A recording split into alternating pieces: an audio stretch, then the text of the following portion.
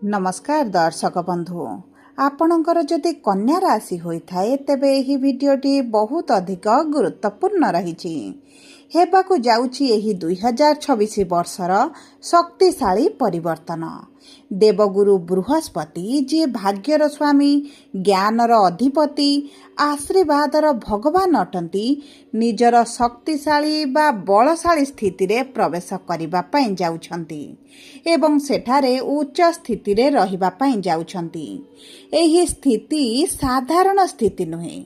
दीर्घ 12 वर्ष रे गोटिए थर देवगुरु बृहस्पति को सुजोग मिली थाए उच्चस्थ होई आपणकु आशीर्वाद प्रदान करिबा पई एवं अतिचारी स्थिति रे रही आपणकु आशीर्वाद सौभाग्य प्रदान करिबे।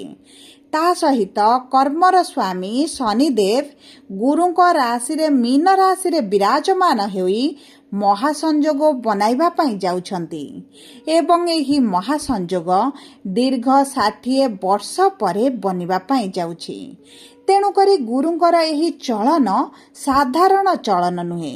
एहा आपणक जीवन रे बहुत किछि परिवर्तन करिब। एही भिडियो रे आपण जहा जहा सुनिबे ताहा आपण वर्तमान अनुभव करिबेनी किंबा धीरे धीरे आगकू अनुभव करिबा आरंभ करिबे। गुरु हेउचंती लग्जरी कंफर्ट सुख सुविधा वैभव घर परिवार प्रॉपर्टी संतान भाग्यर स्वामी एवं जो राशि को गुरु चलन करिबे एवं जो राशि को गुरुंकर दृष्टि रहिबो सेमानक जीवन रे आसीबो विराट परिवर्तन सफलता मिलिबो सक्सेस मिलिबो जीवन रे ग्रोथ आसीबो बहुत गुड़िए पुराना अभिलाष मध्य पूर्ण हेबो। किंतु किछि राशिर व्यक्तिंक जीवन रे शुभ परिवर्तन प्रभाव पड़िबा समय रे किछि राशिंक जीवन रे संघर्ष मध्य चाली रहिबो। तेबे आसंतु जानिबा आपणक राशि सेही सौभाग्यशाली राशि ना दुर्भाग्य संघर्षर राशि एही भिडियो रे विस्तृत भाव रे जणाइबी। किंतु भिडियोटी आरंभ करिबा पूर्वरु जदि आपणकर भी कन्या राशि एवं आपण भी ईश्वर को आंतरिक भक्ति एवं विश्वास करंती तेबे भिडियोटी को लाइक करंतु। कमेंट बॉक्स रे जय जगन्नाथ जय माँ लक्ष्मी अवश्य लिखि दियंतु। ता सहित आम सह जोगाजोग करिबा पई वीडियोर मध्य भाग रे एक व्हाट्सएप नंबर टी दिया जाइछि जे नंबर सहाय्य रे आपण आम सह जोगाजोग करी निजर नूतन कुंडली प्रस्तुत करि परिबे कुंडली विश्लेषण कराई परिबे किंबा आपणकर चाकरी विवाह व्यवसाय प्रेम संपर्क शिक्षा स्वास्थ्य संतान को नै किछि समस्या रहिछि ताहार सहजरे एवं स्वल्प मूल्य रे समाधान करि परिबे। सेतिपई आपण आम सह वीडियोर शेष पर्यंत जोड़ी होई रुहंतु एवं व्हाट्सएप नंबर माध्यम रे आम सह जोगाजोग करी खूब कम मूल्य रे आपणक समस्यार समाधान करंतु। एबे आसंतु कार्यक्रमटी को आगक बढ़ाइबा एवं जानिबा नक्षत्र अनुଯାୟୀ कन्या राशि व्यक्ति विशेष मानकु 12 वर्ष पर हेबाकु थिबा बृहस्पतिक चलन रे कि प्रकार लाभ प्राप्ति हेबा पाई जाउछि। देखंतु कन्या राशि र 3टी नक्षत्र रहिछि उत्तरा फाल्गुनी कन्या राशि हस्ता कन्या राशि एवं चित्रा कन्या राशि। सर्वप्रथम जानिबा उत्तरा फाल्गुनी कन्या राशि बा 12/6 कन्या राशि र व्यक्ति विशेष मानकर नक्षत्राधिपति हेउचंती सूर्य एवं सूर्य विराजमान करिसंती आपणकर भाग्यर भाव रे आपणकर इच्छा अभिलाषर भाव को बा एकादश भाव को गुरुंकर गोचर होइछि। देखंतु गुरु एकादश भाव रे अति उत्तम फल प्रदान करंती। एकादशस्थ गुरु आपणकर बहुत गुड़िए दीर्घ दिनर अभिलाष को पूरण करिवे एवं आपणकर जे स्वप्न मध्य आपण भाबी नांती पूरण हेबो बोली ता मध्य पूरण होइजिवो। कन्या राशि र व्यक्ति विशेष मानकर जे मानकर संतान होई पारु नथिला आपण को निश्चित भाव रे संतान सुख प्राप्ति हेबो। समस्त प्रकार चेष्टा करी जदि आपण को संतान सुख प्राप्ति होई नथिला तेबे मध्य भाग्य आपणकर बलवान हेउची संतान सुख आपण को प्राप्ति हेबो। जदि भी पूर्वरु आपणकर संतान रहिथिले तेबे सेमानकर भाग्य सेमानक साथ देउची संतान सुख लाभ करिवे। संतानक माध्यम रे आपणक धन मान प्रतिष्ठा रे वृद्धि घटिबो। जदि आपण विद्यार्थी अछंती तेबे शिक्षा क्षेत्र रे अति उत्तम फल प्राप्ति करिवे। मनपसंदर कॉलेज हेउ मनपसंदर कोर्स हेउ मनपसंदर स्कूल रे आपण को एडमिशन मिल जिवो।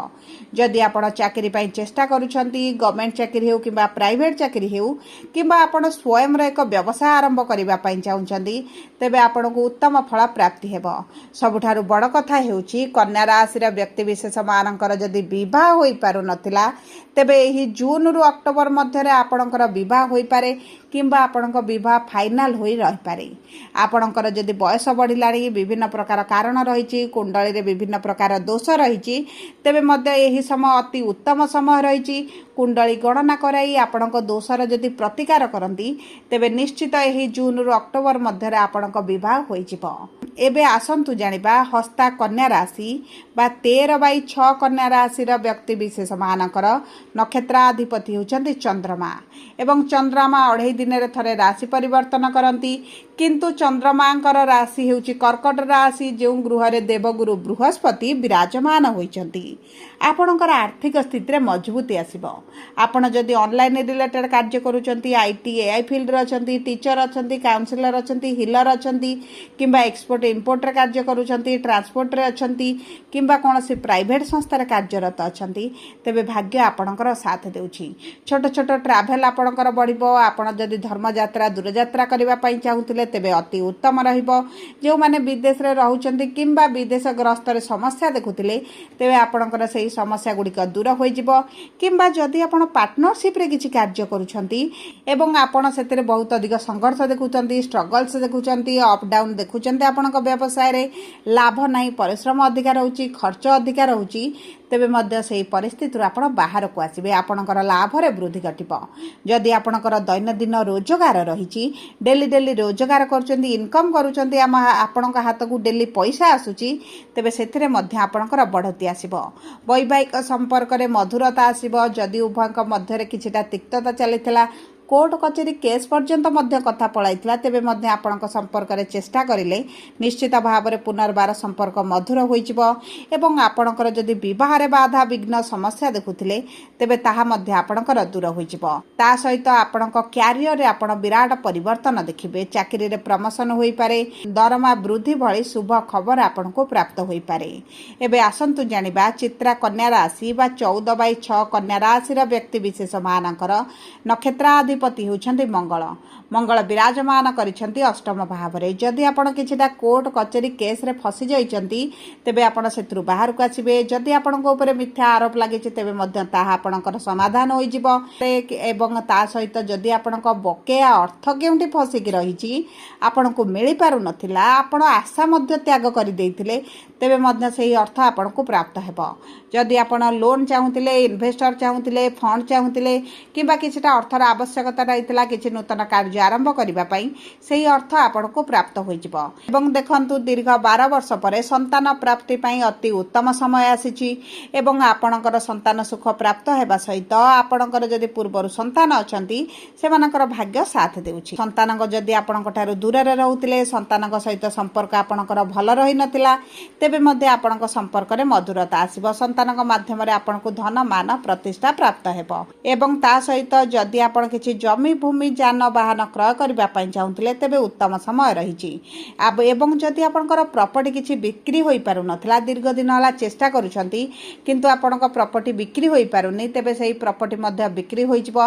नूतन गृह कार्य आरंभ करि पारंती नूतन फ्लैट किंबा नूतन भाव रे कोनोसी ना कोनोसी जिनिस परिवार पई आपण क्रय करि पारंती एवं सबुठारु बड़ कथा हेउची आपणकर किछि जदि पुराना अभिलाष रहिछि किछि स्वप्न रहिछि ताहा निश्चित भाव रे पूर्ण होई जिवो। विदेश जिबार जदि अभिलाष रहितला ता पूर्ण होई जिवो।